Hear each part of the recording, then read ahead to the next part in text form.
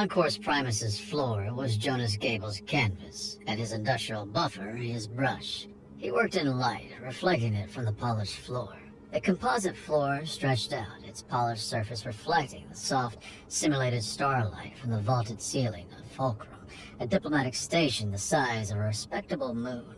A good polish rendered the stone a mirror for the heavens, a foundation for the galaxy's most important conversations. The scuff mark was a discordant note in a symphony of silent diplomacy. The one near the Asia Tapestry's base was a personal affront. A dark, rubbery smear, likely from a hurried AIDS graph card, clung to the stone. It defied the buffer's standard pads, a stubborn stain on perfection. Jonas sighed, the station's ambient hum absorbing the sound. He knelt, his knees popping, and produced a small canister of his own proprietary solvent from a loop on his belt. A dab on a microfiber cloth, a moment for the chemicals to work, and then a firm circular motion. The scuff yielded. This was the part of his work he relished, the simple, tangible act of setting something right. The Asia Tapestry loomed over him, a living event given sculptural form.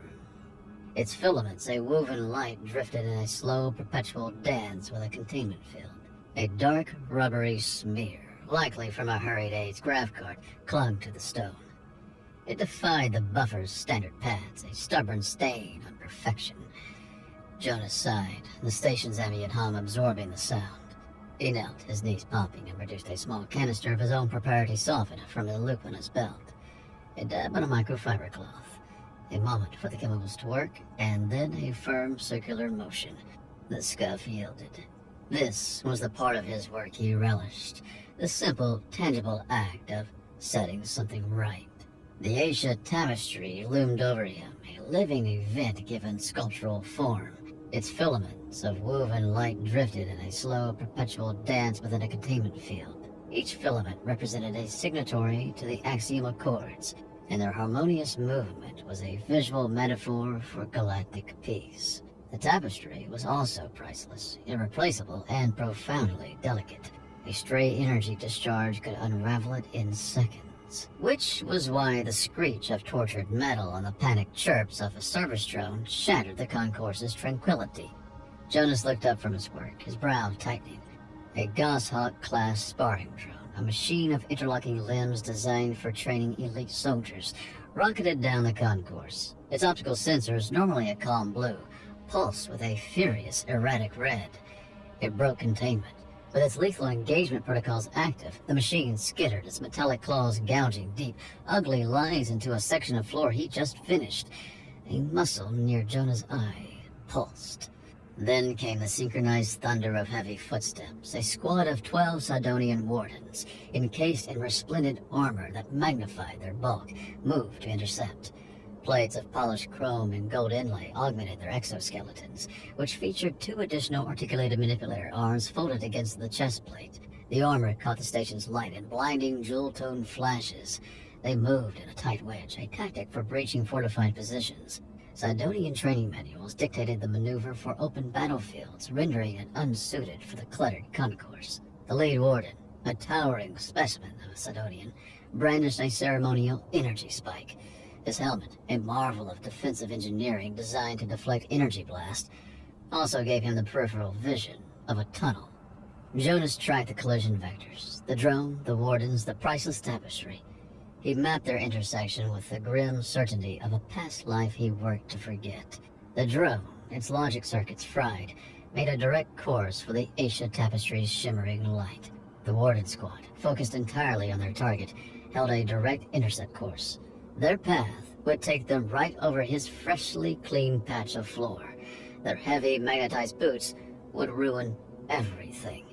He acted to defend his work, a motive eclipsing all concern for the priceless artwork scattering diplomats. His movements were spare, almost lazy, as Jonas stood. He held the thick, industrial-grade power cord of his buffer in both hands. He was in his mid-40s, with the unassuming build of a man whose most strenuous activity involved wrestling bags into trash receptacles. He understood leverage, momentum, and predictability. As the drone charged past, he yanked the power cord taut about ankle height. The speeding drone's sensors scanned too high. The cable snagged its lower limbs. It flipped forward, a chaotic whirl of flailing appendages and sparking circuits, and landed in a heap directly in the lead warden's path. The Sidonian, locked into his charge and blind to the sudden low-profile obstacle, plowed on, his heavy armored boots planted squarely on the drone's chassis. His ankle twisted, and he went down like a statue toppled from its pedestal. He crashed, his energy spike spinning from his grip, and slammed into the backs of two wardens directly behind him. His fall triggered a chain reaction. The Sidonian wedge, so impressive on an open parade ground, became a disastrous liability in the cluttered concourse. It was a domino rally of chrome and indignation. Wardens tripped over the drone, over the fallen commander, over each other. They became a tangle of limbs and armored manipulators. The rigid discipline of their unit cohesion worked against them, each soldier's attempt to maintain spacing only adding to the collective stumble. For 3 seconds, the concourse filled with the scrape of armor on stone and the grunts of flailing Sidonians. And in that chaos, Jonas moved. He stepped over the tangled power cord like it was a puddle. The lead warden's pike spun through the air, and Jonas caught it by the haft, its weight familiar in his hand. As the second warden, falling from balance, swung his own pike wide, Jonas used the captured pike to hook the weapon, twist it, and lift it clean from the man's grasp with a flick of his wrist. The man, his balance already compromised, spun around and sat down hard, cocking his head behind his visor in stunned confusion. The third warden was trying to untangle his leg from a comrade's arm. Jonas used the downed man's pauldron as a stepping stone, reached over and unclipped the magnetic lock on the third warden's weapon harness. The energy rifle clattered to the floor. Jonas maintained his stride. He weaved through the pileup, a gentle push here, a redirected arm there. He used their own momentum, their own entanglement, their own rigid bulk against them. He unlatched another rifle, twisted a pike from a four-fingered grip, and palmed a sidearm from a thigh holster as the owner was trying to push himself up. Each weapon he removed was another scuff mark erased, a deliberate act of setting things right. By the time the drone circuits finished sparking, the encounter was over. The concourse fell silent, save the disabled drone's crackle and the groans of 12 of the galaxy's most elite soldiers trying to untangle themselves. Diplomats and aides stared, mouths open. Jonas Gable, custodial technician 3rd class, stood in the center of the mess, a small collection of Sidonian military hardware at his feet. He still held the first energy pike, resting its butt on the floor like a mop handle. He looked at the chaos, at the priceless untouched sculpture, and then down at the floor. Fresh black scuff marks, left by the Sidonian boots, now marred the area he just cleaned. He sighed, long and weary with profound disappointment. This fresh indignity soured his entire shift. Prefect Saling's office was a monument to order. Plain gray walls enclosed the space, and the desk a single slab of polished volcanic glass. A single personal console rested on its surface, perfectly aligned with the desk's edges. Even the air felt organized, scrubbed of any stray particles of dust or scent. From her seat in a chair, more throne than office furniture, Saline radiated a silent stillness more intimidating than any sound. Her exoskeleton, a deep amethyst today, was so polished it reflected the room in distorted miniature. She rested her primary hands on the arms of her chair, her armor's two smaller secondary manipulator arms folded across her chest. She focused her large mirrored eyes, which reflected the room in disconcerting detail with flat, depthless stillness. The door slid open with a soft hiss, and two of her wardens, their armor now bearing several new undignified scratches, escorted the human in. They handled him with a ginger stiffness, like he might disassemble them with a paperclip and a harsh word. Jonas Gable shuffled in, looking less like a tactical genius and more like a man whose sandwich was getting cold, which it was. He glanced around the Spartan office, his expression one of mild disinterest. "Prefect Saline," a warden announced, then retreated, the door sealing Saline and the human in a tomb of awkward silence. Saline remained silent. She let the silence stretch, a common Sidonian interrogation tactic designed to unnerve an opponent. Jonas used the quiet to surreptitiously check a spot on his uniform's sleeve. He rubbed at it with his thumb, then seemed satisfied. Saline spoke, her voice a low, resonant contralto, clipping each word. "You, all Jonas Gable, custodial technician 3rd class. employment contract cycle, 4 Terran Standard years, with a clean service record. That's me, Jonas said, his tone suggesting she had just read his grocery list. Look, if this is about the unauthorized use of the buffer's power supply, I can assure you it was a temporary measure to prevent damage to the station property. The paperwork is probably already on your console. He squinted at the desk. Or it will be once I file it. Saline flickered her mirrored eyes. Paperwork? She repeated, the word sounding like a foreign insult. You interfered with a grade 4 security operation involving an unstable prototype. You assaulted, disarmed, and publicly humiliated 12 wardens of the Sidonian Mandate. Assaulted is a strong word, Jonas countered. More like reoriented. They tangled themselves. I helped untangle them, mostly. And they dropped their things. I just picked them up. Clumsy armor. You should look into something with better articulation around the joints. A wider field of view for the helmet might help too. He paused. Also, they scuffed my floor. Saling's primary hands clenched into fist. He stood before the commander of Fulcrum's entire security force and critiqued their equipment while complaining about a smudge. We train all wardens from hatching in numerous forms of Sidonian combat, she said, her voice low, each word a sharpened edge. They calculate firing solutions in their minds while executing zero-gravity maneuvers. They embody centuries of Sidonian discipline and honor. They're also a textbook example of what happens when a rigid tactical doctrine meets an unpredictable obstacle, Jonas said, shrugging. They zigged, the drone zagged, and they all ended up in a heap. It happens. Now, if I could just get a chit to requisition a new buffer pad, that drone did a number on the bristles. Before Saline could respond, a soft chime filled the office. A red alert symbol flashed on her personal console, a pulsing icon signifying a Priority 1 crisis. She forgot the janitor on his floor. This was the alert for a diplomatic incident. She tapped the console, her movement sharp and direct. A file ballooned across the screen.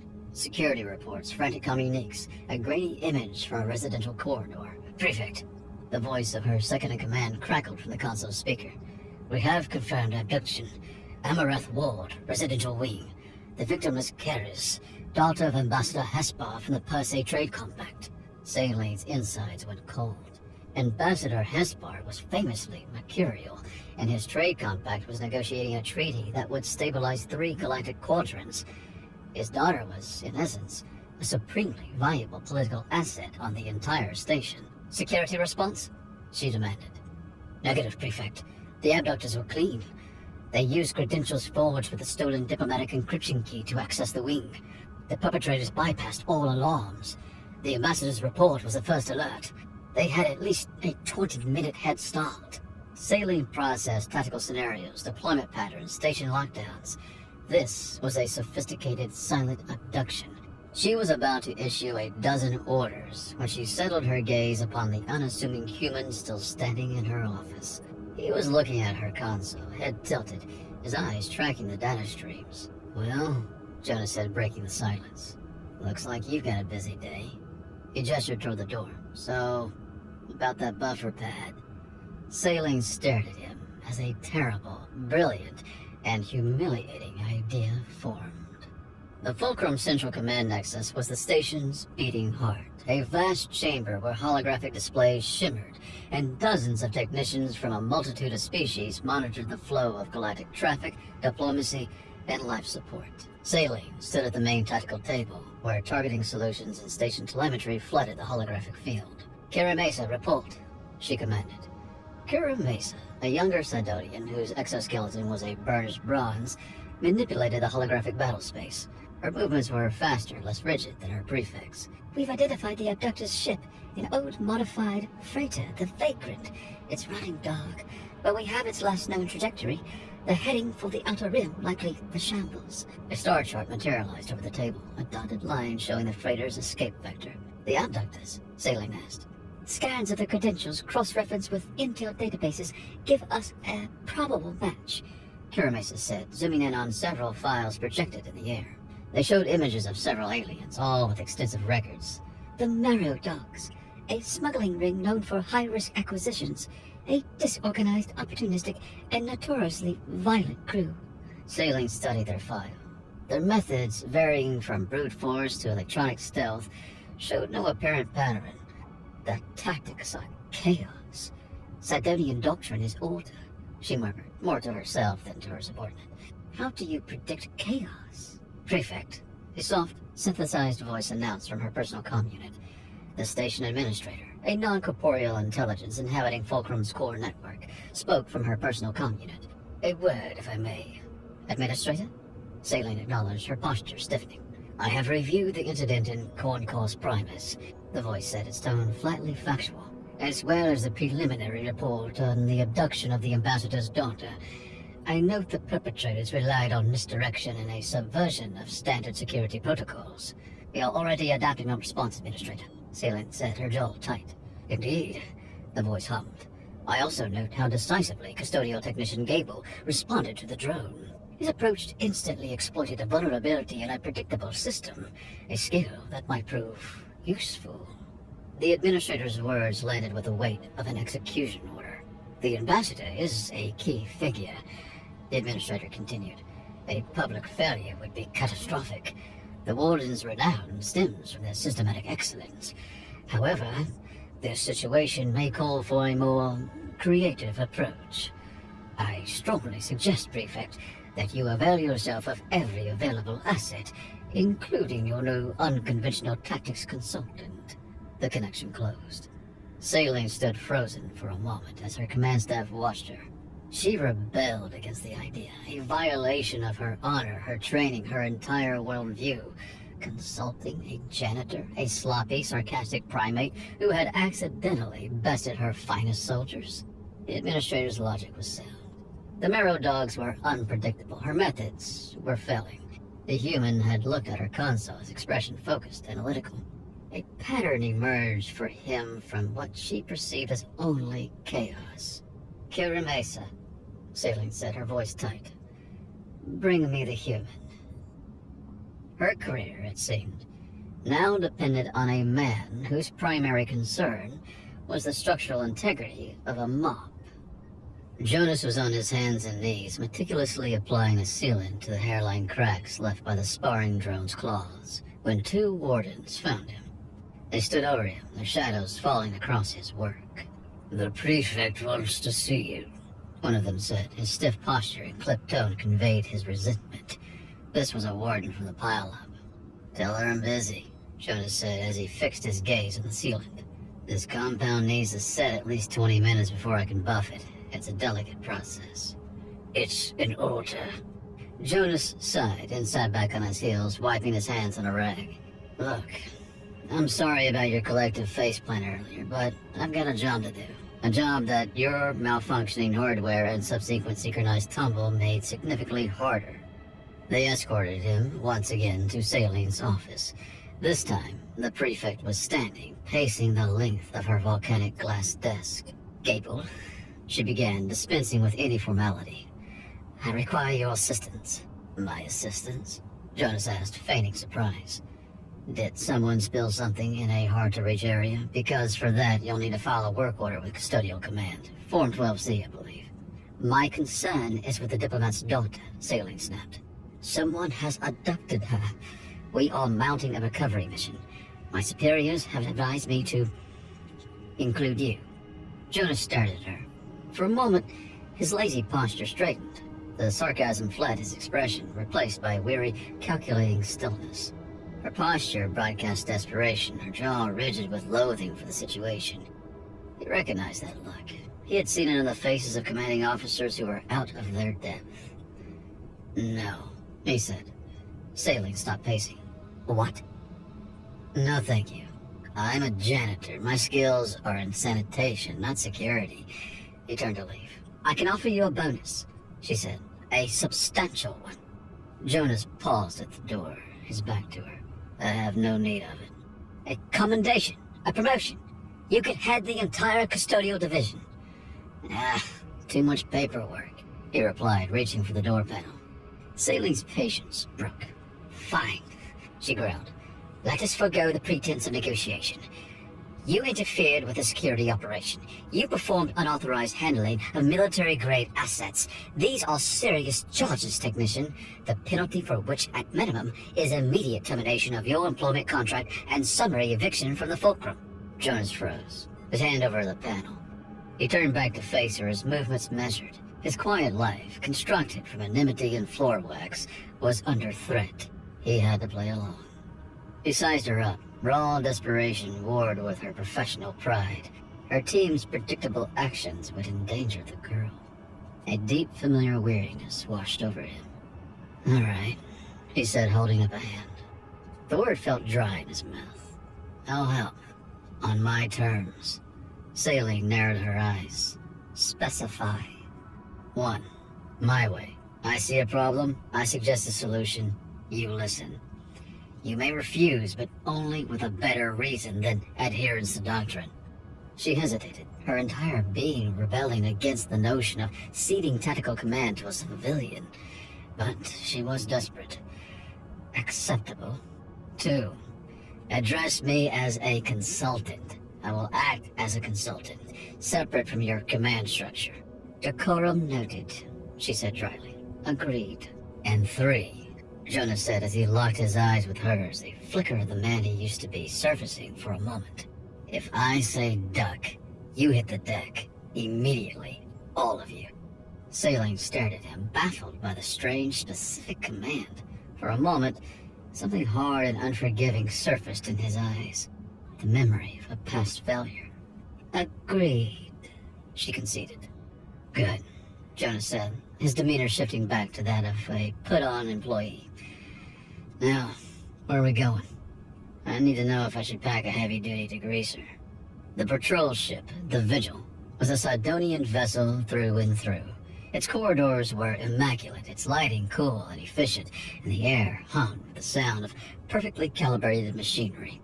The air held the scent of active circuitry and the faint mineral tang of polished armor. Jonas shuffled along the immaculate corridors, a smudge in a sterile world. He followed Celine and Kuramesa onto the bridge, where a handful of wardens stood at their post. Every warden on the bridge stiffened as he entered, their gazes hostile.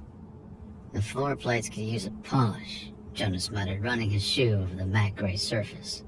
Celine ignored him, gesturing to the main holographic display. Kuramesa, brief him.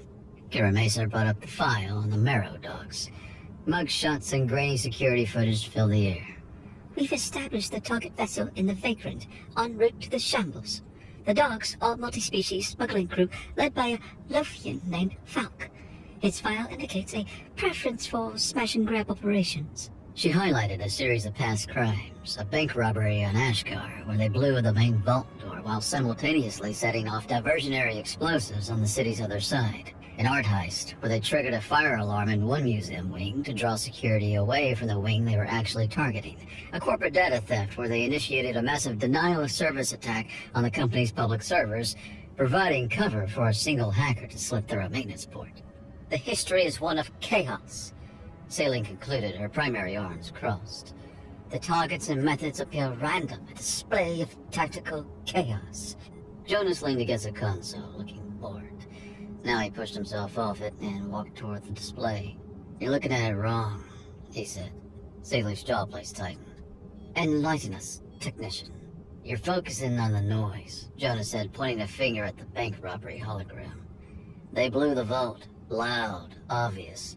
Everyone looks at the big boom, but the manifest from that day shows someone also opened a small secure deposit box using a quiet bypass.